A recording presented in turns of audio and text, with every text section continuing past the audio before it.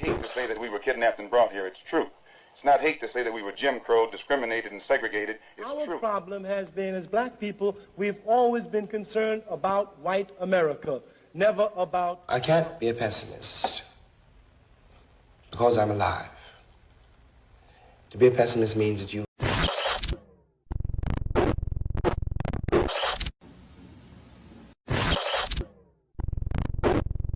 not hate to say that we were kidnapped and brought here. It's true. It's not hate to say that we were Jim Crow, discriminated and segregated. It's Our true. problem has been, as black people, we've always been concerned about white America, never about... I can't be a pessimist because I'm alive.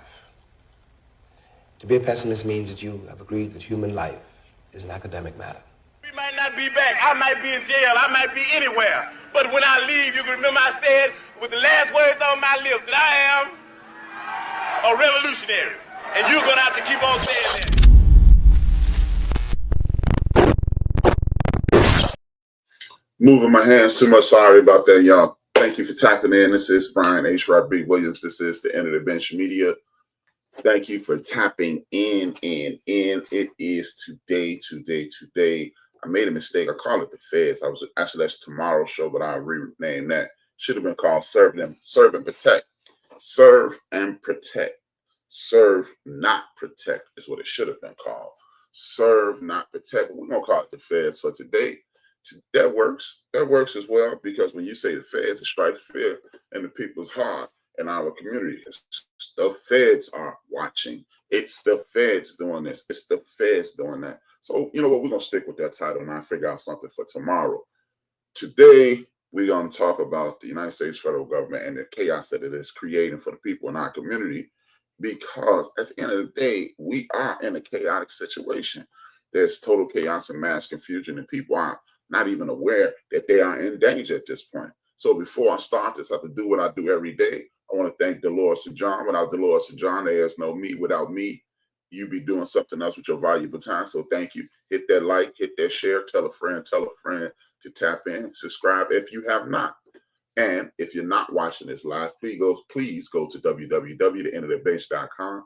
As you see, www.theendofthebench.com is up on the bottom, your right-hand side of the screen. And what I want you to do is go there, and then you'll see the Black History video that you'll see in its entirety. It is a small speech of Malcolm X and a little narration with Unlocked Black History. And what I want you to do is watch my program again, or initially, and watch it again. I thank the people who have been tapping in. For whatever reason, a lot more people have been watching on my web page, which gives me credit on YouTube as well as my web page. Thank you. And the subscribers today, you're greatly appreciated. With that being said, let me begin. We are 100 days into the Trump regime. 100 days. We're 101 day into this foolishness, madness, and chaos that is called the Trump regime. Yesterday, I made mention of the Department of Education and the things that they're doing and how it is a potential setup. Remember that. We're 100 days in, 100 days of chaos, mass confusion, and tyranny. And that's what it's turning into. Look, I mentioned how this is really a setup. And I want you to understand how it's a setup. How is it a setup? It is because what you're doing is hoping that the brainwashing is going to continue to work. And that's what I want you to understand. It is what a lot of people in our community have subjected themselves is. It is a setup for the brainwashing. What is the brainwashing? The brainwashing is telling you that your children are A, B, and C. The people in your community are A, B, and C. And what I mean by A, B, and C is chaotic, lazy, and difficult to deal with. See, that's how they brainwash people in their community who already have a predisposed opinion of us, a prejudice of us. They have prejudged us in accordance to television, movies, music, and hearsay. And that's part of the setup, because what I'll do is put a small percentage of their community in a disadvantage. And when I put a small percentage in their community at disadvantage, those people react chaotically. And when those people react chaotically, what we'll do is put it on MSNBC, CNN, Fox News, or wherever we've programmed people, we have people like this before. Well, our newest clown, Bill Maher, who used to be their ally, allegedly not at all under any circumstances. Anybody could talk a good game. I have never been pro anybody and then turn anti. You know, as the young people say, that is a sure sign of a hater. You can't lose a friend. People just get distance. But they'll promote this chaotic behavior from our young people, hopefully, or basically working class people and striving people's children. Again, it's only a small percentage of the world that will revert to chaos. Chaos is their default setting, because it's going to be poor behavior on the earth as long as there are people on earth, and B, some of us have not been raised properly and given other options, so we think that's the option.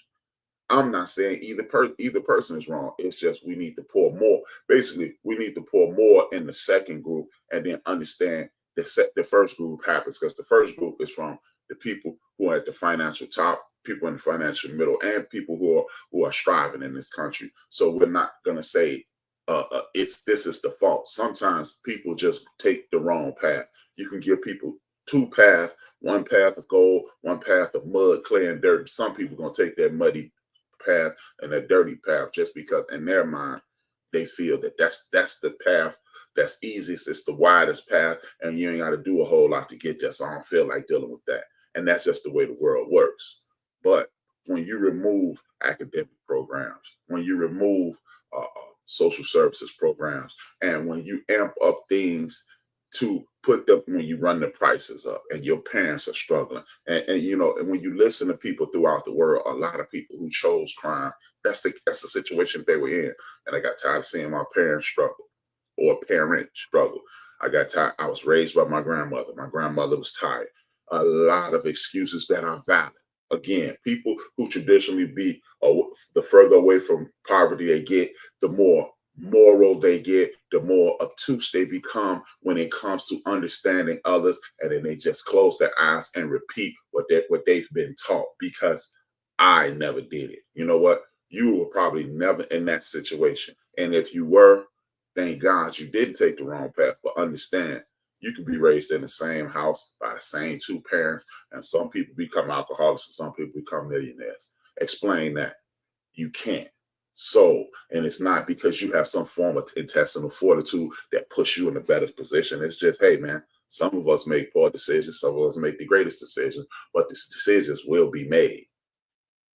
But again, when those conditions are forced upon you, it squeezes a lot more people than we have to. See, this is why the world is made up of levels of people. Some people are privates, meaning they just do what they're told. Some people are sergeants, they have leadership abilities, and some people leadership and abilities are more enhanced and advanced, and they're in a greater leadership role. This is what we need to understand, and we need to be the best privates, the best lieutenants, the best captains, the best majors, the best colonels, and the best generals we can be in this world. And that way, we don't have to worry about, hey, I am this, because when it's your turn to come up, when you control your situation, you will come up. Don't worry about what someone else has. Just be the best you can be. You don't ever have to compete with anyone. And that's the mentality we need to start installing our young people, hell, and our prenatal people, to our toddlers, to our young people, to our young adults, and so on, so forth and so on. Because once we start installing that and injecting that mentality into our children, those children will be the leaders and the defenders of the community. And just like the slogan said, that's us. And just like the slogan I use every day, it falls in place by saying this conversation, this information, and our coming together is so our great-grandchildren's great-grandchildren will have a better life than we ever had. Because we're the generation that were born with all the rights.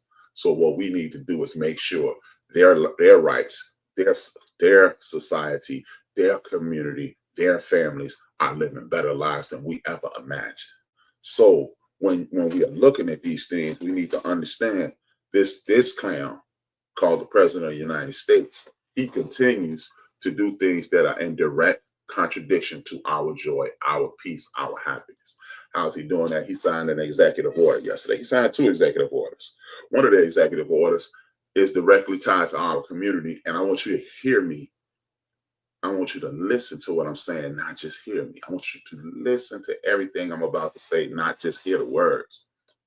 The first executive order is to grant the United States a immunity to the United States police force nationwide.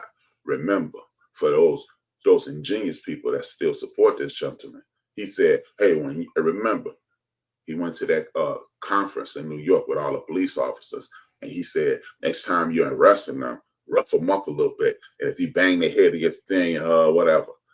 If that isn't racist, what else is? See, and for the people who are hearing and not listening, you think I'm contradicting myself. Well, what makes you think they're going to be arresting us? Because they target us more.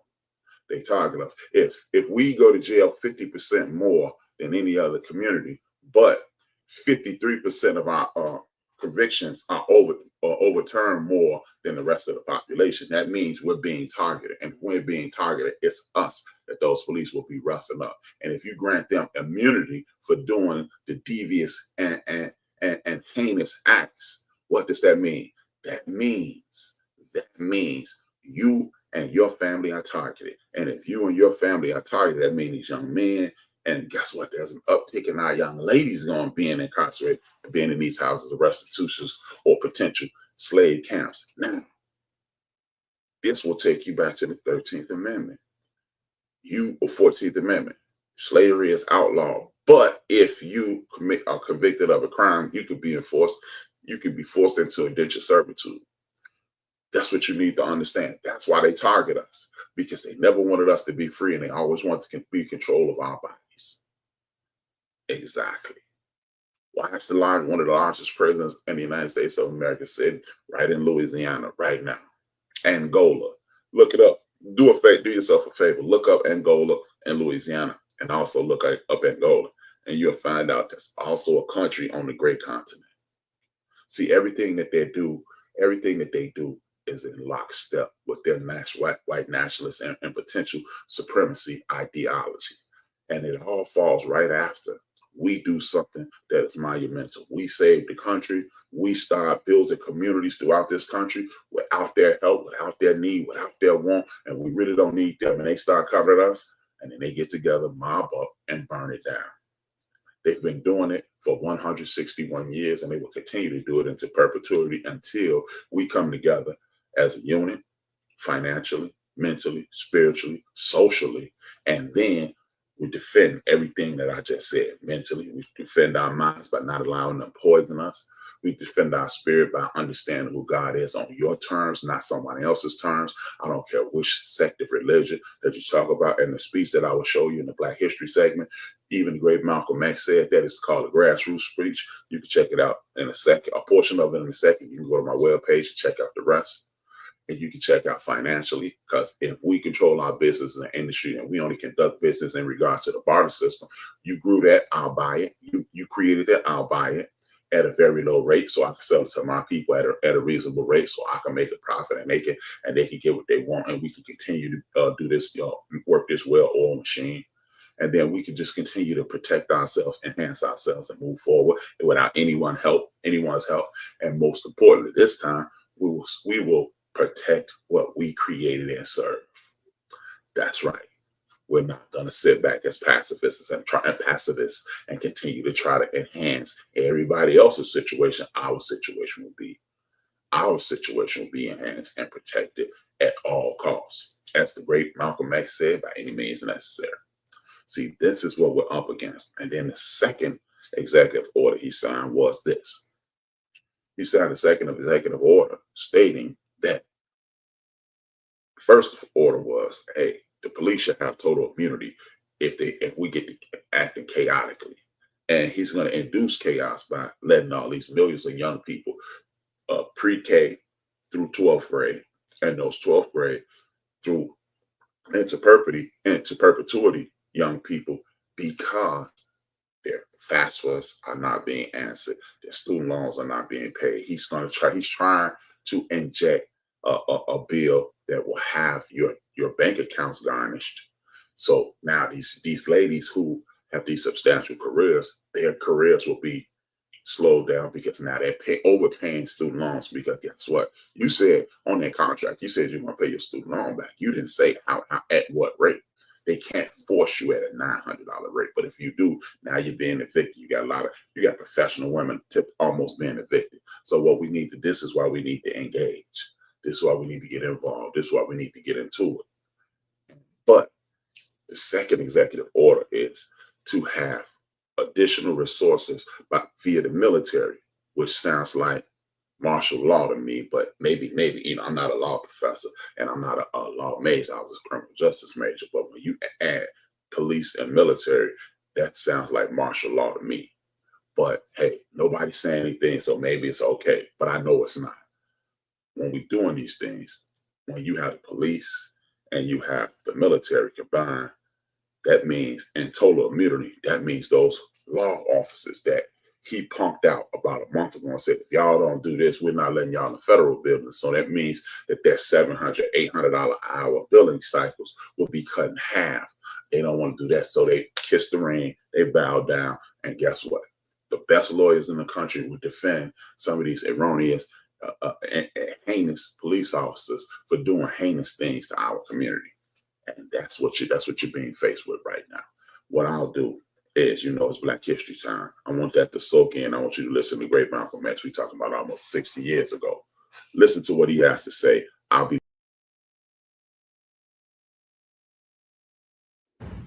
And during the few moments that we have left, we want to have just an off-the-cuff chat between you and me, us. We want to talk right down to earth in a language that everybody here can easily understand. We all agree tonight, all of the speakers have agreed that America has a very serious problem. Not only does America have a very serious problem, but our people have a very serious problem. America's problem is us. We're her problem. The only reason she has a problem is she doesn't want us here. And every time you look at yourself, be you black, brown, red, or yellow, a so-called Negro, you represent a person who poses such a serious problem for America because you're not one. Did you hear what this man said more than 60 years ago? He said the exact same thing I've been saying. He said the same thing other people have been saying, and nothing has changed. Understand, when you're not part of the white infrastructure, the white rich land owning and property controlling ownership group, they don't want you a part of this. Hey, white people, that includes you. He named every group, but he also he named every group, and I'm naming them because they seem to believe because I'm white, I'm in better than me. You know what you sound like? You sound like the kid who used to get bullied. So you start hanging out with the bully, and why he picked on the kid smaller than you. At some point, he's going to kick you in the face too. So pay attention. Once you face this as a fact, then you can start plotting a course that will make you appear intelligent instead of unintelligent. We have a common enemy. We have this in common. We have a common oppressor, a common exploiter, and a common discriminator. So once we all realize that we have this common enemy, then we unite on the basis of what we have in common. And what we have foremost in common is that enemy. Why is it that the sight of a black man still sends shockwaves through the spine of American power? Why does our existence spark fear, regulation, and relentless attempts to divide us? Malcolm wasn't speaking from a place of hate. Rather, he was revealing a truth that remains unsettling today. The so-called Negro is not America's burden. He is its mirror. And that reflection is cracked, haunted by centuries of chains, stolen identities, and systematic dehumanization. But here's the uncomfortable question. If we're the problem, then what does that make America? This is about confronting the soul of a nation that was built on our backs, yet still terrified of our unity. So what happens if we finally stop identifying by religion, party, or title and start identifying by truth? What happens if we realize we've been... What does happen? That's a great question. What happens if we start doing it? This is exactly what I've been begging us to do since you've been watching my program, and thank you for tapping in. It's greatly appreciated. Now, that's what I'm saying. What happens if we do that? If we start identifying as the people who will do anything they can to survive. He speaks about a conference that they had with all the people of color on the planet Earth, black people included. And the only people that were not invited were people who identify as white. What we have to do is stop identifying, putting ourselves parallel to white people, because who are they even? Who would they be even to? Nobody. They're not the best thing happening, and they're not the worst thing happening. Where they may it's arguable.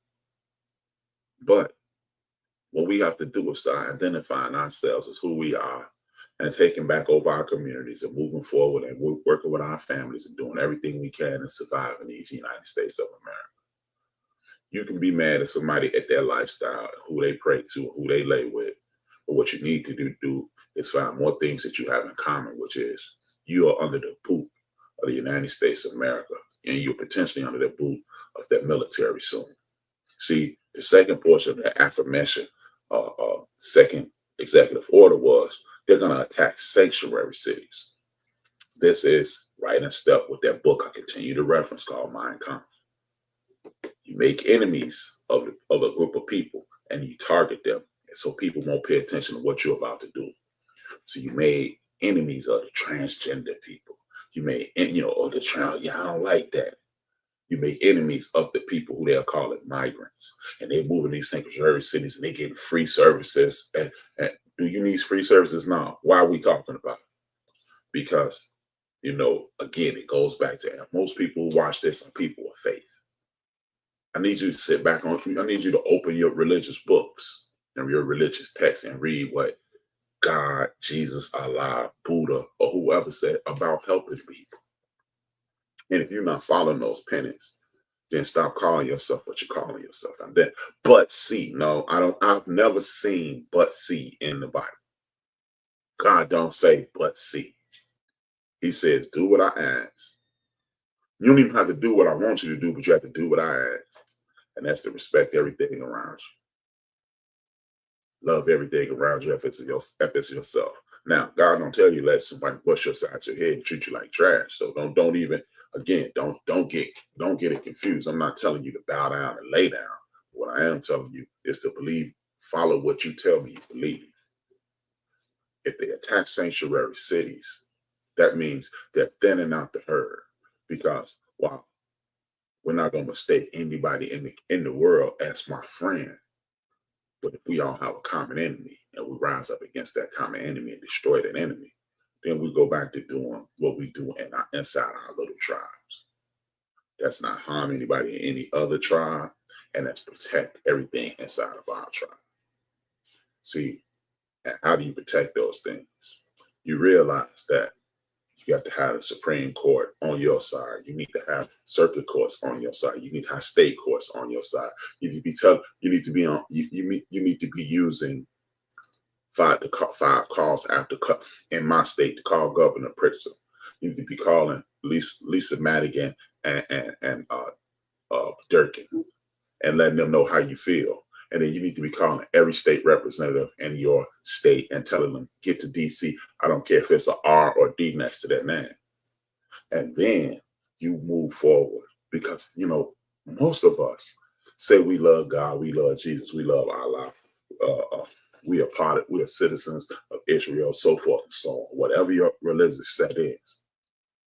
So follow those penance and do everything you can that the people who bring about peace in this world can have a little peace. See, the thing is, a lot of these sanctuary cities filled with migrants, those people were told to come here because they're running away from tyranny. The same tyranny that on Ellis Island, people will give us our poor, our huddled, our disheveled, our huddled masses. Those same people, but those people are coming from the East. Let's not forget that war that's going on over there in Russia. Some of those people are over here as well. But only people they show you on the news are people that look like you and I and other brown people of color, whether they be Asian people of all sorts, African people of all sorts, and Caribbean people of all sorts, and Latino people of all sorts. But they only show you those people, but there are people who would identify as white in a few generations. They're over here as well, under the same pretense. But what you do is focus on what they tell you, focus on and focus ire right at those people instead of saying, you know what?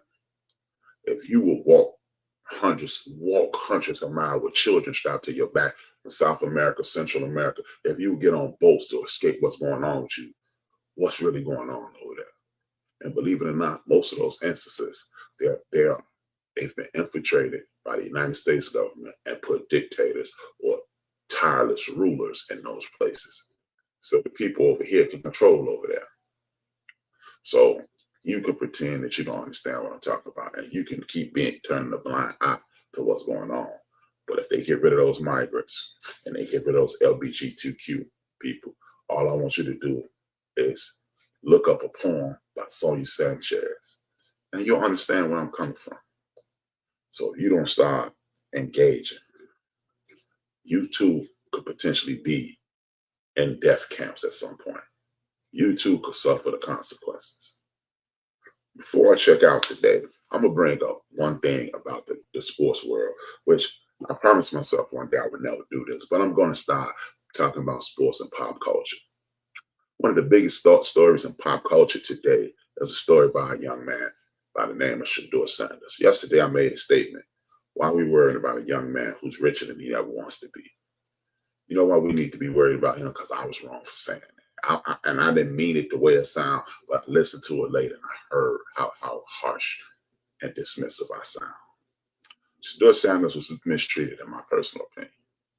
No matter what you think about his ability, no matter what you think about the NFL, this is what I want you to understand. To me, this is proof positive that he was discriminated against. He received a prank call one of those evenings of drafting. I think it was the second night, and they said something about not drafting him, and it was ha ha he he. In order for a prank to work, I must know what your mentality is, and I must know what's coming down the road. Because if I don't know what you're doing and what is going to happen, then the prank don't work. Because if I prank call you and say you're not getting drafted, and then on the other line they say we picking you, the prank is stupid. Like, what is this? The Atlanta Falcons team, and one of the offensive coordinators, the defensive coordinators, this alleged child made that prank call. Why would a child have the wherewithal to call someone and say what's not going to happen? Because I believe it was talked about. This is why I believe young Shedeur Sanders should take up his stuff and go. See, the one thing about it, the United States Black population is paying attention to Shedeur Sanders. Deion Sanders knows more than anybody. Attention is currency at this point. The more attention you can get, the more currency you're worth. Brother Prime, what I would like for you to do is take that prime spirit that's attached to you, that you created, that's attached to both of your children. One of your sons is going to be playing with the Tampa Bay Buccaneers. But what I would ask your other son to do is take that prime, you and his older brother Bucky, and go up to Canada. Bring all those black eyes to CFL football.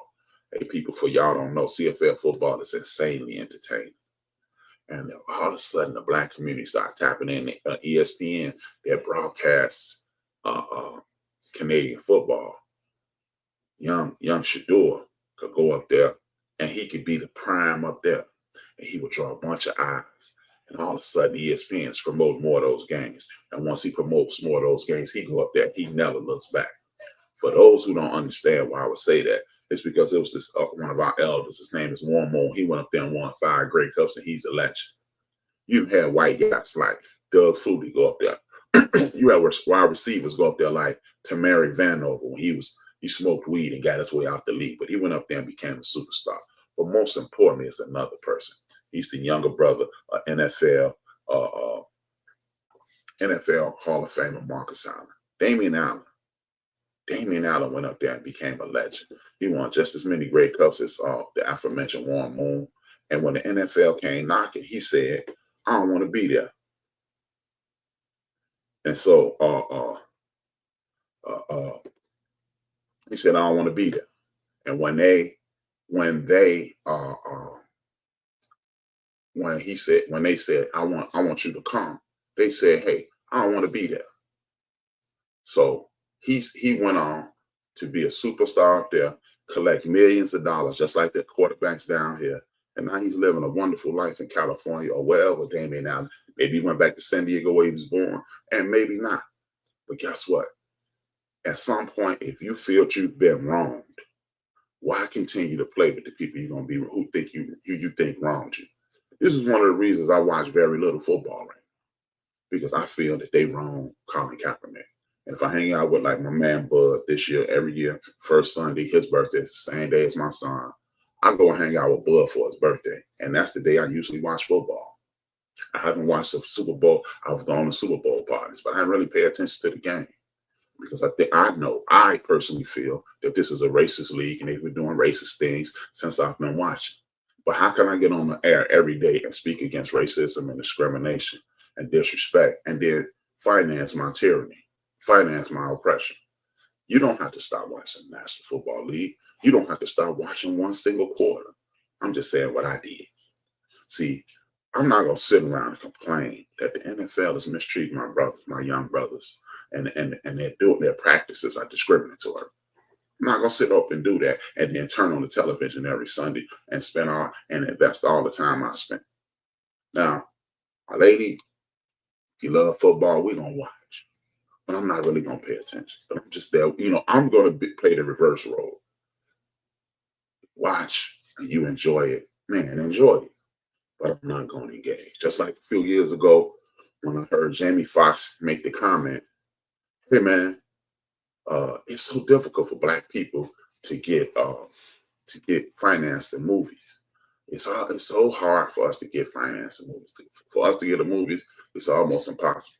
So I made a commitment to myself. I'm never going to another movie that a Black person isn't starring in again. See, and I didn't. I've seen 3 movies since that conversation. I've seen Black Panther at the theaters. I've seen 2 movies, Black Panther, Black Panther 2, and some point within the next 7 to 10 days, I'm gonna go to the show and go to the theater and see Sinners. I'm not saying my way is the only way, and I'm not even saying my way is the right way. What I'm saying is this: you do what's best for you, and I'm gonna do what's best for me. But I'm not gonna continue to support my oppression. With that being said, man, thank y'all for tapping in. New subscribers, I got 3 new subscribers today, man. I really appreciate you guys. I really, really, really appreciate you guys. You guys are the reason I continue to do this, and the people who continue to support me. Thank you guys, man. It is greatly appreciated. It is a wonderful situation to see my dream coming to fruition, right? And as usual, if you came in late and you want to see the episode in its entirety, you can either continue to watch on YouTube, or I would request, and thank you guys for following that request, to go to www.theendofthebench.com. www.theendofthebench.com. And you go there and you watch this, and then you watch the Malcolm X speech, the portion of Malcolm X speech that's partially narrated in regards to what's going on in the world today and how it applies to us. All my other programs from April will be off the front page. They'll be moved to my second and third pages, because every month I purge the third page, move the second to the third. I leave them on my website for 90 days. April will be on the second page as of today, and then and so forth. So on March, and then February, and February will dissipate today. What I want you to do is continue to support me, and I say thank you. Support each other. Listen to the end, because Dr. Amos Wilson is saying what I feel, and he inspired me years and years and years ago, and I want him to inspire you today. Thank you for tapping in. It's your man HRap. I'll see you tomorrow. 2 fingers, 1 word, and And it is necessary for those people who rule over us and who rule over African people the world over, if those people are to stay in power, they must destroy our ability to love each other in a healthy sort of way. This is why